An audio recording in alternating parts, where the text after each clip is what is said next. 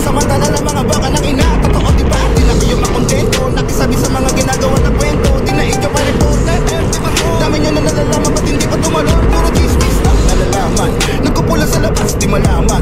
Simula nang tumunod yung kanta namin sa daanan. Dami na nangupal sa daan. Pero uunahan ko na kayo mga kapatid. Di nyo na kami magagawang kami ay mapatid. Binabaka na yung puso namin sa gantong eksena. Kaya good luck sa'yo, Republic Santi.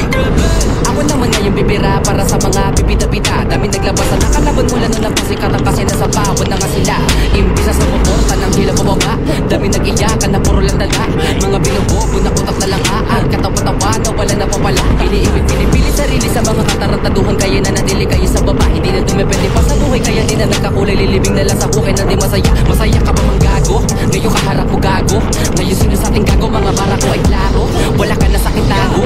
Kahit ikaw ay matago. Sa edad ko 8 taong gulang. Dumidilihensya di umasa sa magulang. Kaya sa sarili di ako na nagkukulang. Binigay ang makakaya para sa aking laban. Na hindi mag-isa, di napipinyos. Pag ako tumira, lagi lang pasok. Yan na sa aking bisa kahit wala manood. Ang mahalaga ang lakad ko ay lagi paturo. Para asang pataas at palalim na palagyan ng mga bara. Kahit di mo nalagyan na pumaga. Sapagkat hindi na kita kailangan. Kaya ko na ang sarili kasi pangalan ko na may tumatak. Na rin ako pakit ko sino man ng mga god. Sa akin kahit masaklap, di ka makakalasap. Usapang binalang hindi ka malulugi. Kaso nga luto pa lang ikaw ay lagi bagsak.